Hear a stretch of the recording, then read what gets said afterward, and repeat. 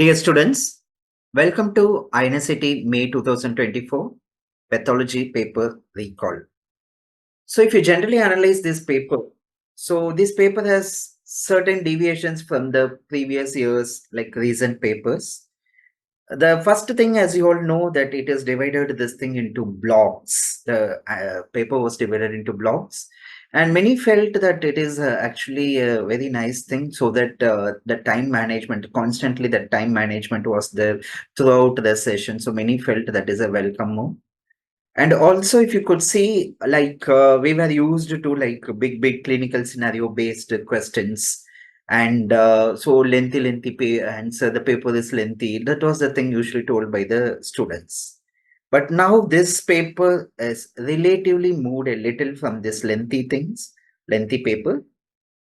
Many one-liners were there, but still the options were tricky. Yes.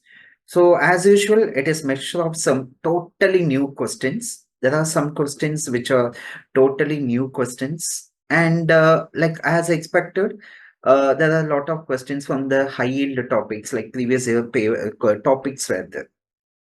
And also as usual, that is the usual thing of INICET, the lot of importance has been given to the basics, anatomy, physiology, and also this pathology as usual. So now in this session, actually, we are going to discuss about the pathology questions, and I can show you like around some 32 questions coming from the pathology related things. And most of the things, as you could see from this discussion, you will see from this discussion, were discussed during our sessions, either during the workbook discussion or in the test and discussion, and also our routine leaderboard discussions. You could see the screenshots from the things. Many things have come from that. So let's move on to the questions one by one. So one more thing, actually, a lot of questions this time has been asked from the transfusion pathology. So usually they tend to ask some one or two questions, but this time quite a number, like actually around some 5 questions have been asked from this transfusion pathology. So let's see these questions one by one. So the first question, actually, it is like a match the following was asked, and the transfusion, that component product, and what is the shelf life of the component was asked. So let's see, this is the match the following thing. So single donor platelets, as you all know, the shelf life for the single donor platelets is 5 days, And a packed RBC may vary, the shelf life may vary based upon the additive added. So as you could see from our workbook notes, so if it is a CPD, citrate phosphate dextrose with adenine, it is 35 days. And if it is with the SAGM, sodium adenine glucose mannitol, if it is that additive, the shelf life is 42 days. So we'll take the option here, packed RBC as 42 days. And cryoprecipitate, it is the actually 1 year. And the WBC, that is a granulocyte concentrate, it is the shelf life is 1 day. So this is actually the components as well as the shelf life of the components. So you could see here, we have discussed all these things. And another question, it is like a multiple option sort of question. Which of the following is or are used in the treatment for hemophilia B? So guys, as you all know, hemophilia B is because of the deficiency of factor 9. Yes, hemophilia A is deficiency of factor 8 and hemophilia B is deficiency of factor 9. So when there is a factor 9 deficiency, definitely there is a tendency you have to give the factor 9. You have to replace it with the ideal treatment is replacement with factor 9 concentrates. But see what are all the options given here. Factor 8 will not be useful here. And cryoprecipitate, usually the components of the cryoprecipitate contains usually the fibrinogen, factor 8, von Willebrand factor, and factor 13. So it will not contain the factor 9. So it can also not be used in this hemophilia B. So fresh frozen plasma, actually it is a rich source of all the clotting factors. Usually in addition to other factors, it contains factor 9 also. So fresh frozen plasma can be given for hemophilia B. In addition, cryopoor plasma. What is this cryopoor plasma? That is plasma after you have taken that cryo. So the constants of cryo, just we have learned that it is like fibrinogen factor 8, von Willebrand factor, and this factor 13. So after you remove that cryo, the leftover clotting factors will also include factor 9. So cryopoor plasma can also be given in hemophilia B. So the options both C and D. Fresh frozen plasma as well as cryopoor plasma can be given in a case of hemophilia B. As you could see here, we have discussed the component therapy, the components contains and their products, and also similar type of question actually we have discussed in our test and discussion. So about the factor 9 and the hemophilia we have discussed, and also we have discussed the constituents of the cryoprecipitates. And the next question is, which of the following blood groups can be transfused to a male patient with the unknown blood group in emergency? So it would have been a case of an RTA, the patient blood group is unknown. So in the emergency, there is no time to do the cross matching and the patient is in severe bleeding. So you want to transfuse immediately the blood product. So which blood product you will choose? Which blood group you will choose? So that was the question asked. So we all know that in the Lansdowne's law, if the antigen is present, the corresponding antibody will be absent. So here straight away we can rule out A plus and B plus. B positive and A positive cannot be given in such cases because they contain the other antibodies also. So O negative is an universal donor. O negative is an universal donor. O negative will not have any antigen at all. It will not have any A antigen or B antigen. So O negative is the universal donor. And one important clue here, you can get it here for the option is, it is a male patient. So there is no harm in giving even O positive also. So O negative can be given.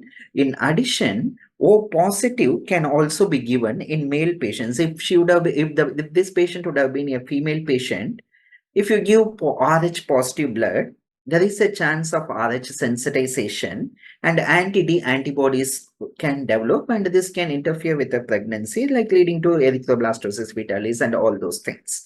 But this is a male patient, so O positive blood also, RH positive blood also can be given. So the answer here is O positive and O negative both can be given in an emergency situation in a male patient. AB negative cannot be given. So if it would have been a case of a plasma, so AB negative plasma, so AB negative plasma can be given, but this is about the transfusion, about the blood product, RBC. So AB blood group will contain A antigen and B antigen. The plasma, the serum will not contain the antibody. So plasma can be given, but blood group packed RBC AB positive cannot be given in these cases. So O positive and O negative will be the answer here. Moving on to the next question. Which organism is present in all forms of the blood components? So the options given were syphilis, malaria, filaria, and toxoplasmosis. So filaria and toxoplasmosis, they are present in the blood, but they are not present in all the components. There can be two options here. Both malaria and syphilis both can be present in all the forms of the blood components. If it would have been a multiple sort of option sort of question, then you can choose both syphilis as well as malaria. But if you want only a single option, so I would like to prefer to go with malaria rather than syphilis. So malaria can be present even in the RBC plasma, and also in malarial parasite can be even present in the platelet. So it can be present in all the forms. So malaria will be the single best option in this case. Which of the following, next question, which of the following is not seen in delayed hemolytic transfusion reaction? So transfusion reactions every year as expected, even in the NEET exam also, upcoming NEET also, you can expect a question on the transfusion reaction. And this time also in the INICET, they asked this delayed hemolytic transfusion reaction, which is not seen.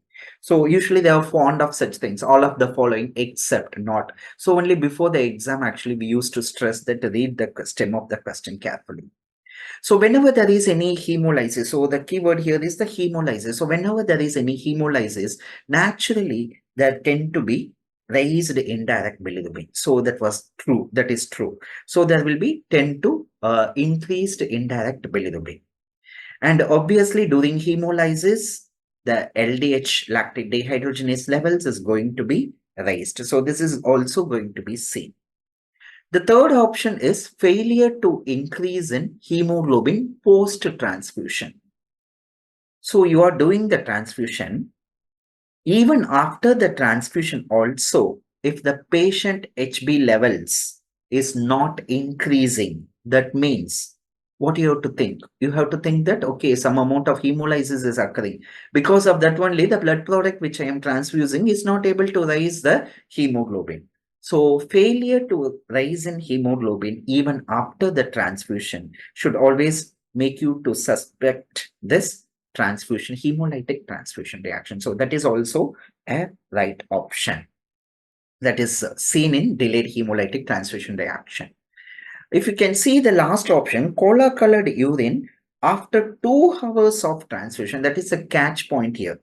Cola colored urine can be seen in hemolysis. Cola colored urine, that is the altered blood. Dark colored urine, smoky urine, cola colored urine, all tells you that there is hemolysis occurring, and that is it is evident in the urine sample. But the word to be noted here is delayed. The word delayed transfusion reaction, hemolytic transfusion reaction, as per definition, it is more than 24 hours. But here it is given after 2 hours of transfusion. Hence, this cannot be this is not seen in the delayed hemolytic. So delayed hemolytic, it is more than 24 hours. So it will not be seen in delayed hemolytic transfusion reaction. So this will be the option to be chosen. Okay. So similar kind of thing question we have discussed in our test and discussion. Hope you guys remember that. Now, moving on to this totally new question which the examiner has given you. This is actually not for the UG undergraduate level or for the preparation level. It's for the actually post-graduation level question only. So usually we used to know that the neuroendocrine markers, now we know that it is synaptophysin and chromogranin, all these things. But this time they have asked which is among the intranuclear immunohistochemistry marker for neuroendocrine tumors. This synaptophysin, chromogranin, and NCAM1 and all these things are actually not in nuclear markers. They are cytoplasmic or membranous markers. So this INSM1, that is a recent important point, insulinoma like protein. Insulinoma like protein, actually one, this is actually a intranuclear protein, intranuclear IHC markers. And some guys have picked up this option after they noted out nuclear N for N, they used to remember. So INSM in insulinoma like protein is like a nuclear protein. So you can also remember like that. So similar sort of questions can be like once they have started asking a question like this, for the next 1 or 2 years, you can expect a similar sort of question or similar topic or similar, the same question can be also repeated in the upcoming exams also. So just note down this in your mind. Insulinoma associated protein, it is a nuclear marker. The markers, as always, this INICET exams will focus on the markers, genes, basic subjects. So this time also quite a number of questions asked on the markers. So the question is, which of the following is not a marker of GIST, gastrointestinal stromal tumor? The first option was CKIT, that is CD117. Then PDGFR beta is also a marker of GIST. And SDH, succinate dehydrogenase is a marker of pediatric cyst. Pediatric cyst. So c-KIT, CD117, PDGFR beta, SDH, all are markers which are positive in cyst. And NRG1 is not a marker for cyst. It is not a marker for the cyst. Guys, also you will remember here, the most specific marker for cyst is dog1. Also remember this. What is dog? It is the detector on the chest. Detector on the chest. So you will remember that dog1 is also the most specific marker for the chest. Yes. So you can see this discussion based on that. And again, so every year, there will be always a question, especially in INICET, on this proto-oncogenes and tumor suppressor genes, either in the form of a match the following or like this type of questions or clinical scenario based questions. So every year they used to ask this question from this table columns. So this from the workbook, I used to insist that. So always be thorough with this. Minimum 1 or 2 questions you will get from this table column. So as we insisted this time also, the question was asked, all of the following are growth promoting proto-oncogenes except. So as you can see from our notes, so the growth factors, growth promoting proto-oncogenes, it is PDGF beta, FGF3, and TGF alpha, all are actually growth promoting proto-oncogene. PDGF, TGF alpha, and FGF, all are growth promoting proto-oncogenes. And TGF beta is not a growth promoting proto-oncogene. What is the role of the TGF beta? As you can see from our workbook, this TGF beta plays a major role in the wound healing. Actually, TGF beta is responsible for the stabilization of the vessels and the fibrous connective tissue deposition, that is in the scar tissue, the connective tissue deposition. TGF beta plays a major role. TGF beta plays a major role. So it has not a role to play with this growth promoting proto-oncogene. So the correct answer here is TGF beta. Also, guys, if you could remember in our workbook, we have discussed about this TGF alpha. You can see here the TGF alpha we have learned in meningeal disease, and actually this is meningeal disease predisposes to the gastric adenocarcinoma and that cerebriform appearance. Remember that cerebriform appearance of the gastric rugae. So there you would have connecting that TGF alpha. So the correct answer here is TGF beta is not a growth promoting proto-oncogene. Moving to the next question. Which of the following disease will have predominantly infection with catalase positive organisms? So always this you have to remember. Remember from our workbook.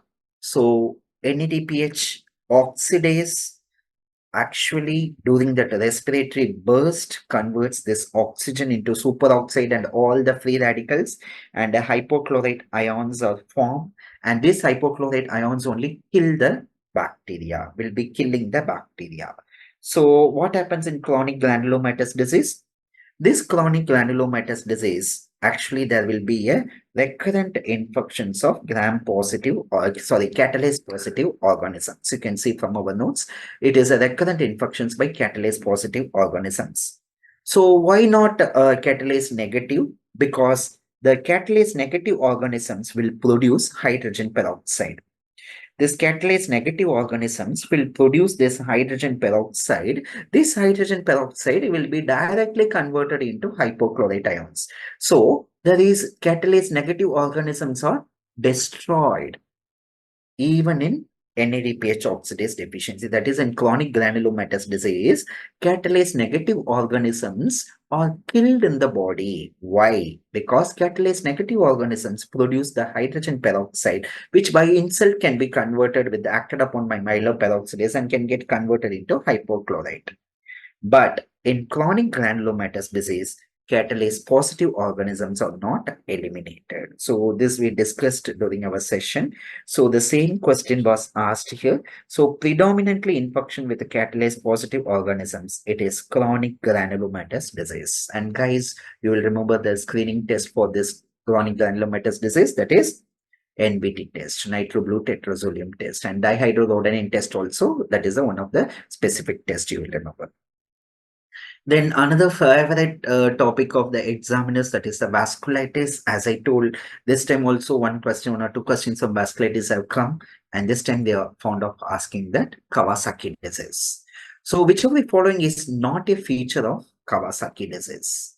So the options given were cervical lymphadenopathy, polymorphic rash, strawberry tongue, and purulent conjunctivitis. As you could see, the criteria for Kawasaki disease, it is the cream criteria, fever plus cream criteria. Guys, do you remember? We discussed it during our sessions. So what is this cream? Conjunctivitis, rash, edema bar erythema, cervical lymphadenopathy. So the other name for Kawasaki disease is what? Mucocutaneous lymph node syndrome. So there will be cervical lymphadenopathy will be there. And mucosal erythema, that is the fissures will be there. So that is the reason for this strawberry tongue.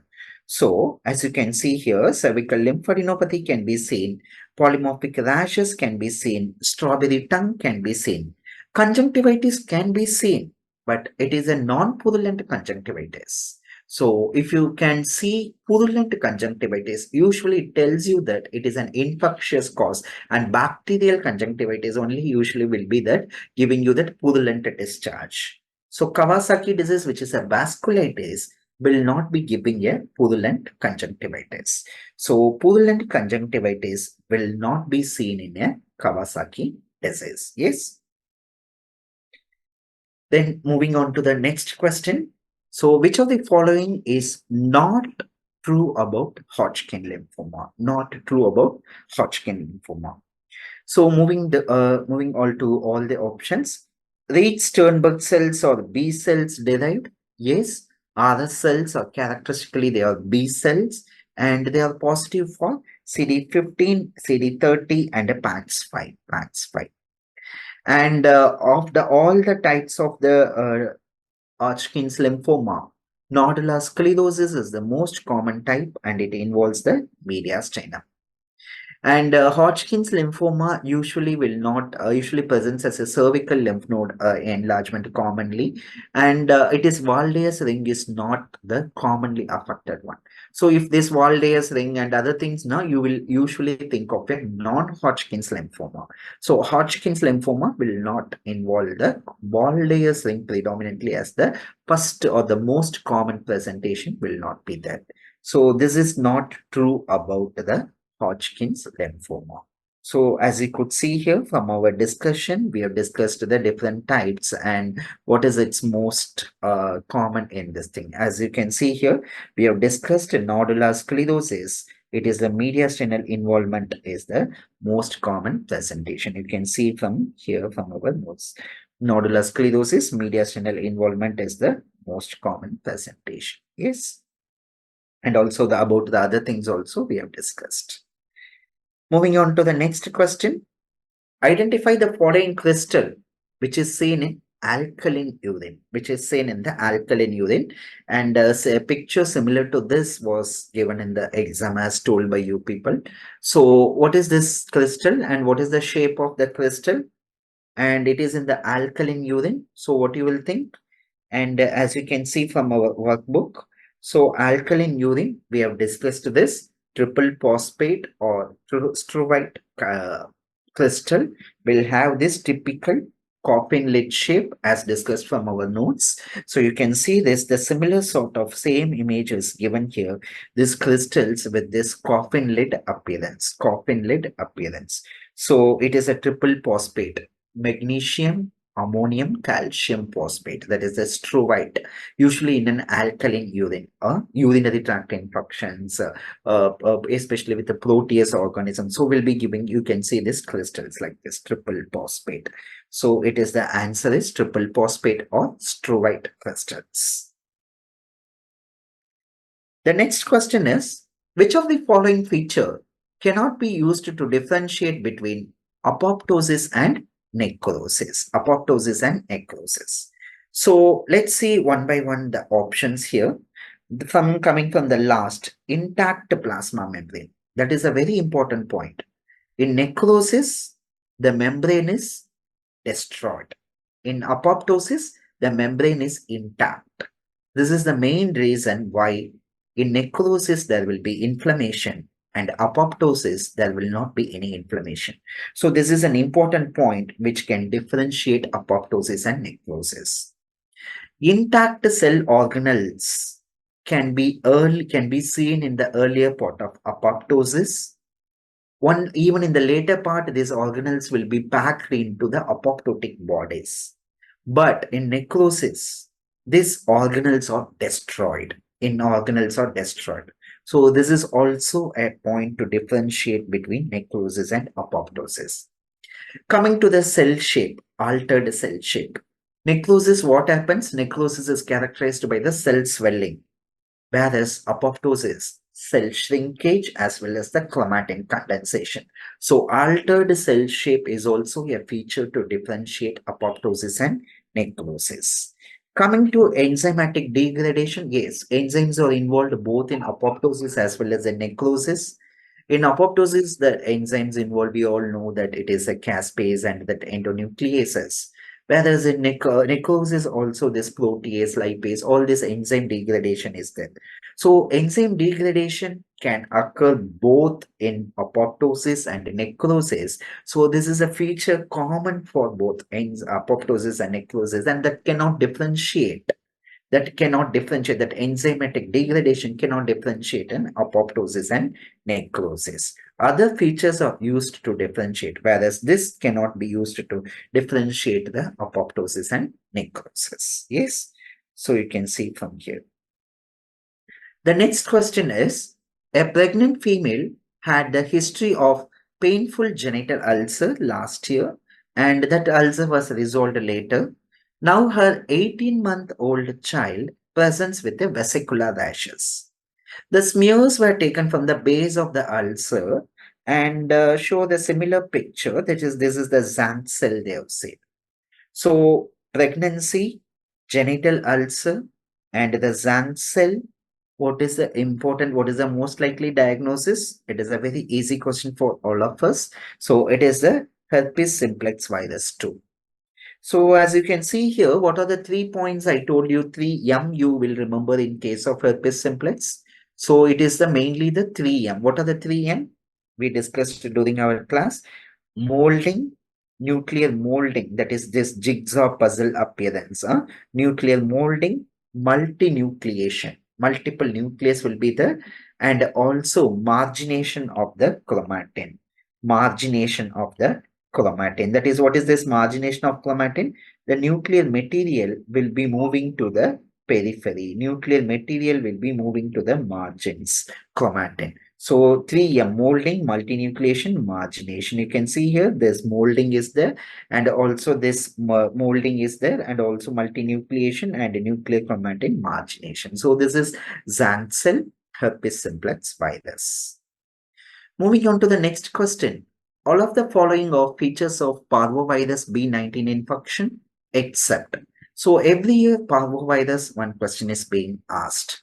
So parvovirus, obviously we know that it can cause pure red cell aplasia, and parvovirus is associated with this rashes. So you will remember that the slapped cheek appearance. Yes, rashes in the cheek. And parvovirus can also cause this non-immune hydroxyfetolase. And parvovirus cause aplastic anemia. Where it will cause aplastic anemia? It will cause aplastic anemia in the hemolytic, in patients with a hemolytic anemia. Like in sickle cell anemia, parvovirus causes this aplastic crisis. So it is in the setting of a hemolytic anemia only. It will cause that aplastic crisis and not in an immunocompromised patient. So this is the wrong option. This is the option. This is now usually not seen in the parvovirus B19. So also guys, you'll remember parvovirus affects pro-erythroblast stage of the RBC. Okay, precursor. And also you will remember this, how the inclusions will be there. Intranuclear eosinophilic inclusions, and in the cytoplasm, do you remember the dog ear appearance? Dog ear appearance, yes. So parvovirus is again one of the favorite topic of the examiners every year, being asked one question from the things. As you can see here, in hemolytic anemia, we have mentioned that aplastic crisis. Fifth disease, parvovirus, erythema infectious. Again, one more question from the blood banking. Which of the following is not true? Which of the following is not true regarding the ABO blood grouping? So coming to the again the options from backward. IgM is the most commonly occurring antibody in ABO blood grouping. Yes, because IgM is can able to agglutinate. Okay, agglutinate very efficiently. So IgM is the most commonly occurring antibody. And the as per Lansdowne's law, we know that the antibodies are present only if the antigens are absent. So this is also a right option. And basically, these antigens, the ABO antigens, are carbohydrate. Okay, they are the carbohydrate moieties. And moving to the first option, ABO antibodies are naturally occurring antibodies. Yes, they are naturally occurring antibodies, but they are not. They have given it as are present since birth, but usually they are not present since birth. They are developed later on exposure to environmental food, when the the environmental proteins, after the exposure only, these antibodies are developed. They are not present at the time of birth. So this is not true regarding the ABO blood grouping. This is not true regarding the ABO blood grouping. Yes. Another bonus question or jackpot question, easy question for the all people is this question. A 12-year-old boy presented with a history of cough for 2 weeks. On examination, cervical lymph nodes were enlarged. Biopsy findings of the lymph node is shown. And what is the most likely diagnosis? So a boy presenting with a history of cough and a cervical lymphadenopathy is there, and the histology was showing this similar picture. So what you can see here, the most striking one here is this Langhans giant cell. Okay, you can see this horseshoe shaped or the necklace shaped arrangement of the nucleus. And more importantly, you can see here, this is that pinkish material, eosinophilic, granular, eosinophilic material. What is this? This is that necrosis. What is that necrosis? Caseous necrosis. So you can see this caseous necrosis appearing as a pinkish granular material. So this is that caseous necrosis. So caseous necrosis, if you hear the word, you will be thinking of tuberculosis. You will not think of a sarcoidosis because sarcoidosis presents with a non-caseating granuloma, and there is no clue to tell that this is a Hodgkin lymphoma. Okay, Hodgkin lymphoma, it is not like a malignancy with this giant cells, Langhans giant cells and necrosis. And also LCH also will not be a option to be considered here. So the answer here is tuberculosis. As you could see here, we have discussed the different forms of this caseous necrosis in our workbook. I hope you would have recollected this picture, these images during your exams. Yes. Moving to the next question, which asked about this 12-year-old boy presented with swelling of the face, edema. And there was a very significant history, recent history of treatment with antibiotics. So the patient had a history of recent history of any infection, and that was treated with antibiotic. Drug usage is there, and laboratory examination revealed urine is positive for eosinophils and WBC cast. So they have asked about the most likely diagnosis. So the key word here, there are 2 points to be noted. One is there is a history of treatment with antibiotic. There is a drug usage is there, and urine is positive for eosinophils and WBC cast. So this is the catchy point to be noted here. So if you see WBC cast, you will be seeing among the options listed here, WBC cast can be seen in chronic pyelonephritis and interstitial nephritis. But another one catchy point here, urine positive for eosinophils. This is a very, very key word. If you see interstitium, if you see drug usage and eosinophils, it is a drug-induced interstitial nephritis is the main reason for the urine for with the eosinophils. Usually in a lab, we used to get urine for eosinophils, urine for eosinophils. So the nephrologist want to rule out drug-induced interstitial nephritis. That is the reason. If you see eosinophils in the urine, drug-induced your interstitial nephritis will be the most likely considered diagnosis. So that much strong association. So that with the help of this WBC cast and urine eosinophil positive, the answer here is interstitial nephritis. Interstitial nephritis. Which of the following, next question is, which of the following causes degradation of connective tissue and the disorder presents with aneurysm? So here the question is tricky. So if you hear the word only aneurysm, and which is the commonest thing which presents with aneurysm now, like all this thing, Marfan, Ehlers-Danlos, and atherosclerosis, all this can present with aneurysm. And Marfan's is prone for one of the important presenting feature is dissecting aneurysm, and the most common cause of death in Marfan's is also the rupture of the dissecting aneurysm. Fine. Ehlers-Danlos syndrome is also actually associated with aneurysm because it is a collagen disorder. So skin laxity and aneurysms are common finding in Ehlers-Danlos syndrome. But the key word to be noted here is they've asked causes the degradation of the connective tissue. That is the vessel or the connective tissue is becoming very weak because of the degradation of the connective tissue. So the vessel becomes very weak, and that results in the dilatation of the vessel, that is aneurysm. So they have asked among these options which one. So as you can see here from our notes, from our book notes, we have mentioned clearly that in atherosclerosis, there will be production of interleukin 4 and interleukin 10, and this will be stimulating the release of elastolytic matrix metalloproteases from the macrophages. So in atherosclerosis, there is elastolytic, that is the fibers, elastolytic matrix metalloprotease, that is the elastic fibers in your blood vessels are being lysed. What will happen if the elastic fibers are lysed? The vessel wall will become weak. The connective tissue become degraded. The connective tissue, elastic fibers become degraded. That results in the aneurysm. But the Marfan syndrome, the mechanism is defective fibrillin synthesis, and this Ehlers-Danlos syndrome, it is defective type 3 collagen synthesis. So these are all like connective tissue synthesis that is a defect in Marfan's and Ehlers-Danlos. But in atherosclerosis, the word elasto, as you can see from our notes, elastolytic matrix metalloproteases. So the answer here is atherosclerosis. So it is the key because of this degradation of connective tissue. We are choosing it as atherosclerosis. Moving on to the next question. What is the role of estrogen receptor in breast carcinoma? So again, so it is not a molecular marker. It is not a diagnostic marker also. You will not diagnose breast cancer with estrogen receptor. Breast cancer will be diagnosed by histopathology, and IHC markers, IHC markers will be like a cytokeratin, and this will tell you that this is a carcinoma. But estrogen receptor, mere presence of estrogen receptor will not be a for diagnosis of breast cancer. And the molecular marker also will not be a best option here.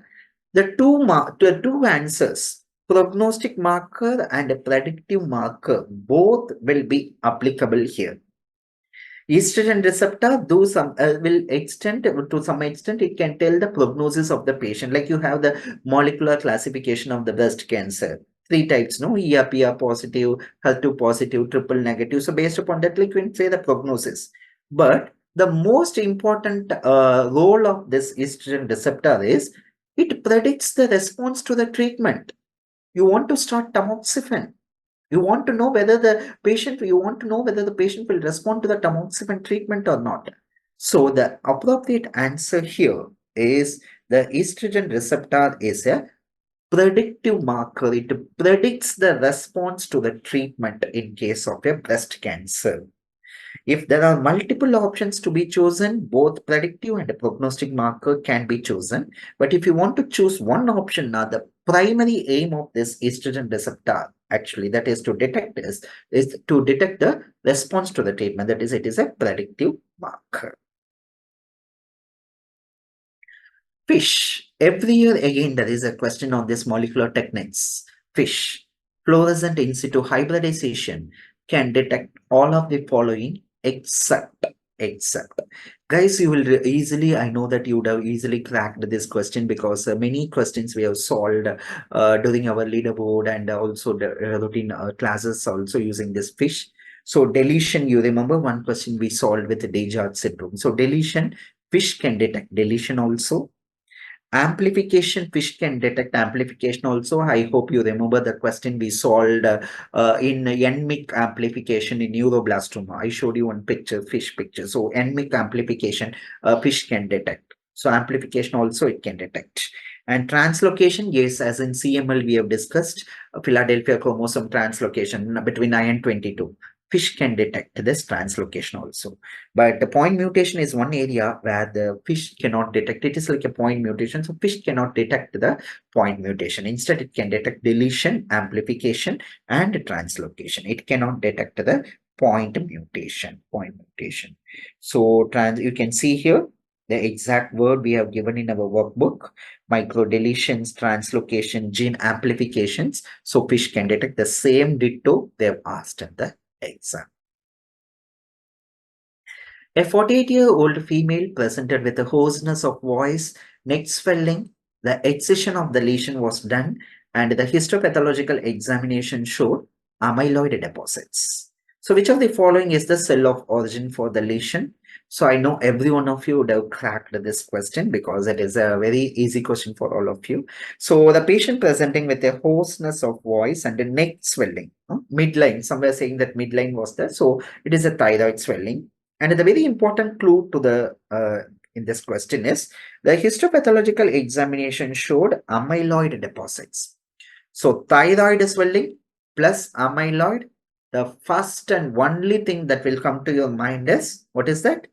As we discussed in our workbook, yes, that is the medullary carcinoma of the thyroid. You can see here we have seen the picture histopathological image where we have seen that acellular, extracellular eosinophilic material, amyloid. So if you can see amyloid, you will think of medullary carcinoma thyroid. And you know the cell of origin for this medullary carcinoma of the thyroid is parafollicular C cells. And because of this only, this medullary thyroid cancer, calcitonin is the tumor marker. Calcitonin is the tumor marker. And guys, you will remember ACAL, amyloid deposited in the medullary carcinoma thyroid. So the cell of origin for this medullary carcinoma thyroid for this amyloid deposits is parafollicular C cells. And it is not Hertel cells or Ashkenazi cells. Both are same. You will see in Hashimoto thyroiditis or Hertel cell adenoma and carcinoma. You will see this Hertel cells. Yes. Moving on to the next question. Which of the following is not a risk factor for cholangiocarcinoma? So cholangiocarcinoma, carcinoma of the intrahepatic bile duct. So primary sclerosing cholangitis is a risk factor. Pistaches, Caroli disease, all are the risk factors for cholangiocarcinoma. But hepatitis B is not a risk factor for cholangiocarcinoma. Guys, you remember this in our workbook, we also discussed about all these risk factors. Yes. Moving on to the next question. In contrast to ulcerative colitis, Crohn's disease is likely to show. Again, every year, one question from this inflammatory bowel disease, definitely they are asking. So as you could see from our workbook, we have summarized the entire list of differences between this Crohn's disease and ulcerative colitis. I hope you will remember that. So Crohn's disease, what you will remember, Crohn's disease, there will be transmural inflammation. Transmural inflammation, now there will be always more chance of fissures, fistula, sinus, fibrosis, strictures, everything will be more than Crohn's disease. The first option says that it is decreased frequency of perianal fistula in Crohn's, which is a wrong option. And ulcerative colitis has more chance of turning into malignancy than Crohn's disease.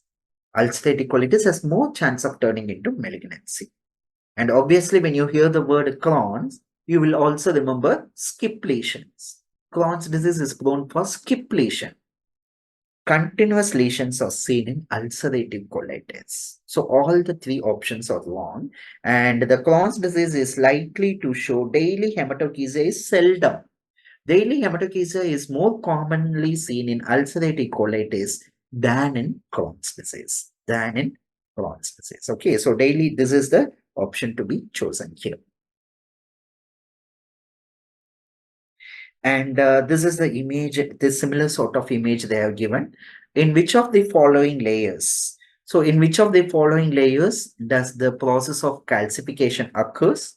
Actually, this question wanted you to know about the enchondral ossification, how the ossification occurs in the cartilage.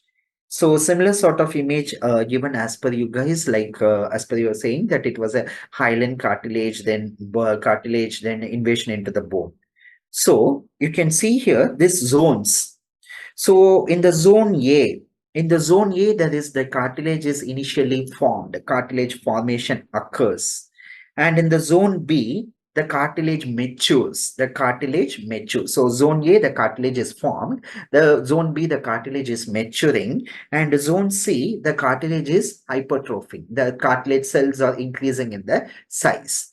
And it is in the zone D only the actual process of calcification occurs. So it is like a sequentially like this. So this is enchondral ossification. So cartilage, then it is formed, it is actually maturing, hypertrophy, and it is in the D zone only the actual ossification occurs. Then after ossification only, there is entry into the bone. Okay, the bone, after it becomes a bone and it enters into the marrow. So you can see here. Okay, so it is in the answer here is D. The answer here is D.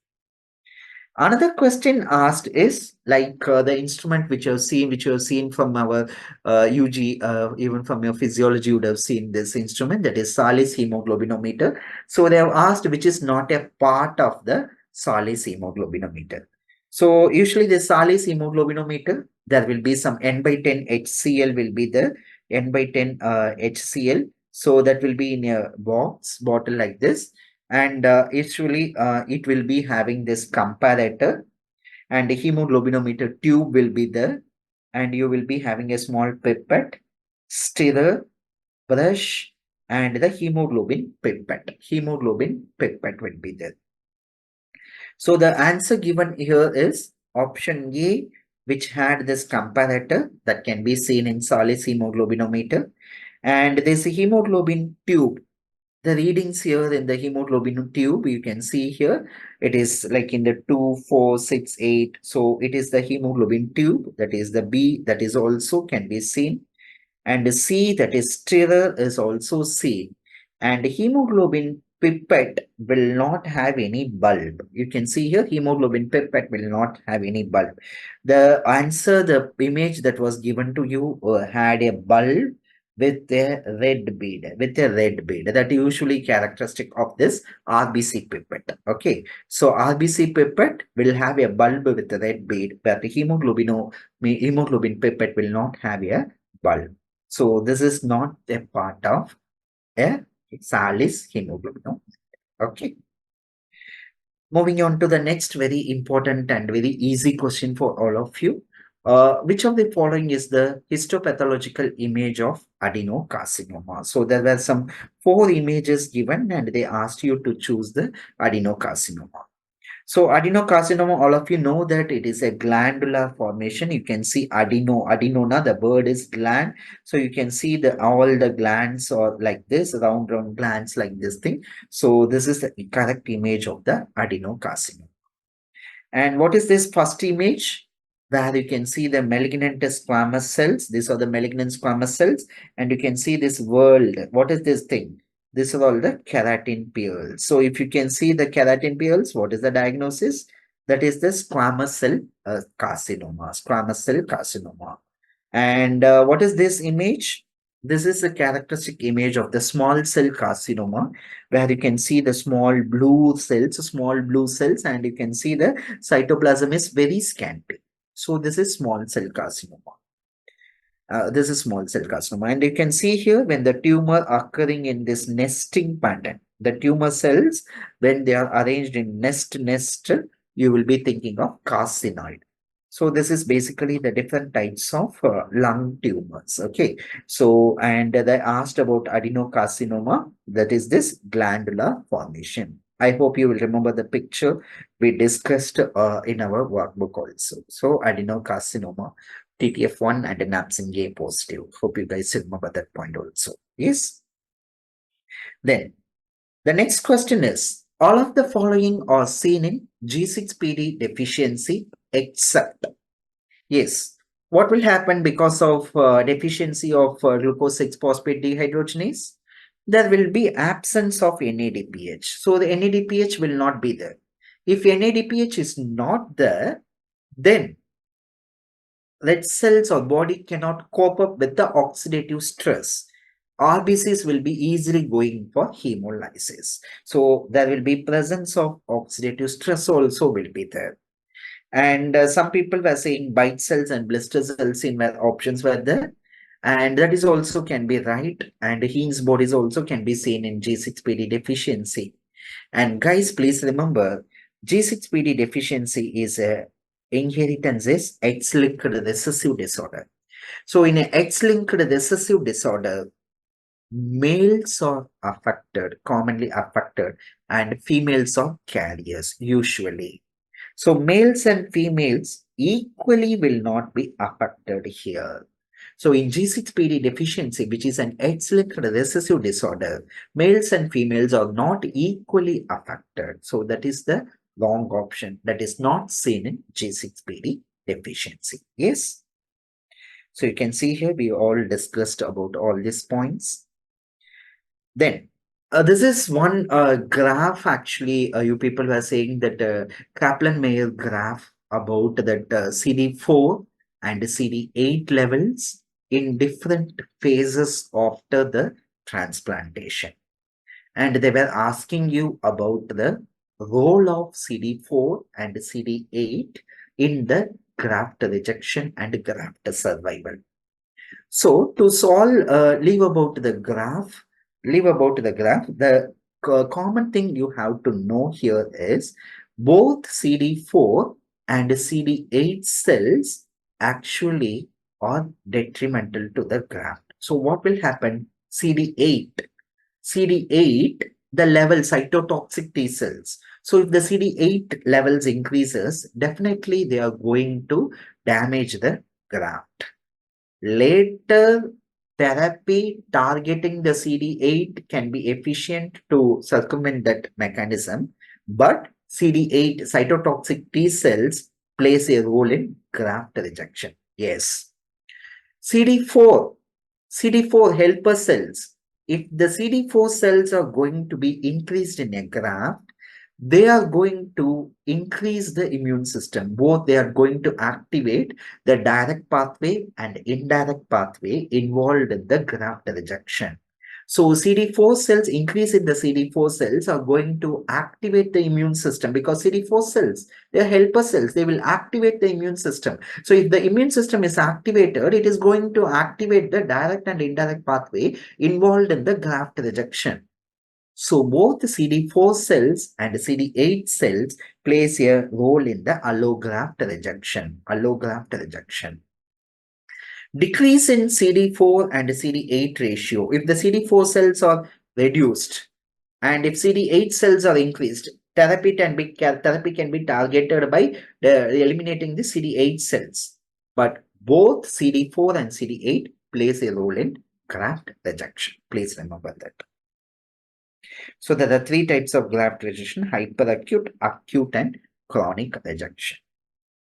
Which of the following is, next question, which of the following is not true about folate deficiency? So please remember that you cannot, in combined deficiency of folate and vitamin B12, you cannot correct only you cannot give only folate alone. Both vitamin B12 should be corrected first. As you can see from here, what we have discussed. So if you give only folate, the anemia may get corrected, but vitamin B12, if it is not given, it can even worsen the neurological manifestation. So always in the treatment, B12 deficiency should be corrected first. So this is a very important correct option. And folate deficiency can also occur in hemolytic anemia when the cell turnover or when the mole cells are destroyed. And folate deficiency, actually the very important thing.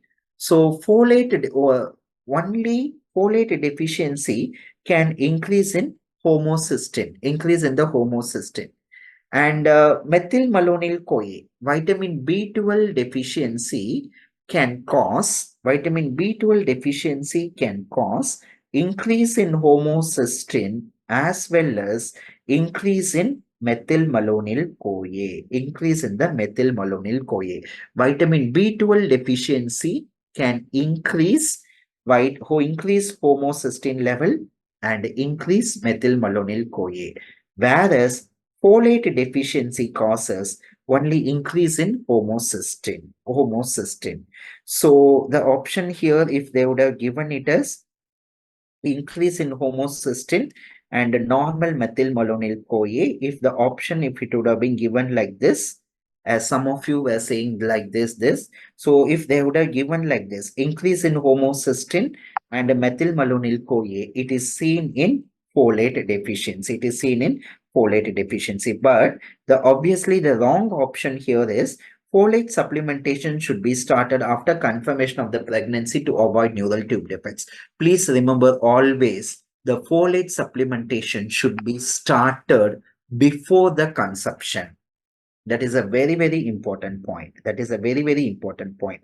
It is not after the confirmation. It is not after the confirmation. Folate supplementation should be started before the consumption to avoid the neural tube defects. One of the earliest structure to form in an embryo, neural tube defect. So folate supplementation should be started before the confirmation, before the conception. But B12 deficiency should be corrected first. Hemolytic anemia, it can occur. Increase in homocysteine, normal methylmalonyl-CoA, all can occur in folate deficiency. Moving on to the next question. Which of the following is not true about myelodysplastic syndrome? Myelodysplastic syndrome, what is the common presentation I used to tell? It is an elderly male who is presenting with an anemia not responding to the treatment. That is the thing usually I told. And I also told you MDS, the recent name for the MDS is myelodysplastic neoplasm, to stress the importance that it is not a syndrome, it is a malignancy. So the recent name for my MDS is myelodysplastic neoplasm. As you can see here, we discussed. So the most common age group is 70 years. And MDS can be caused by radiation. Yes, radiation can cause MDS. You can see here we have mentioned a radiation and also therapy related. So therapy related of MDS is not age related. At any age, therapy can induce this MDS. So this is also a right option. This is also seen in true about MDS. But MDS is common in males than in females. So this is the wrong statement, and that is the option to be chosen. Okay, so MDS is common in the males than in females. The next question, which of the following is not true about Wilms tumor? So Wilms tumor, the most common age group of presentation is 2 to 5 years of age. It is one of the commonest childhood tumor. And abdominal mass is the most common presentation. And usually triphasic components, blastomal, stromal, epithelial components are also seen. And lung metastasis is a very common finding. Okay, it is not a rare. It is not a rare. So this is not true about Wilms tumor. Lung metastasis is a common finding and one of the earliest finding in this Wilms tumor. So these are the questions actually which are taken from, which are mainly involving your pathology subject. So I hope guys you would have done this exam well. Don't worry, you will get a good rank, and keep working hard for your upcoming NEET also, because this lessons learned from this INICET exams will be helpful to get a good rank in your INICET as well as in this upcoming NEET exam. So don't repeat the mistakes which you have done in the INICET. So wish you all the best. Best wishes, guys. Thank you.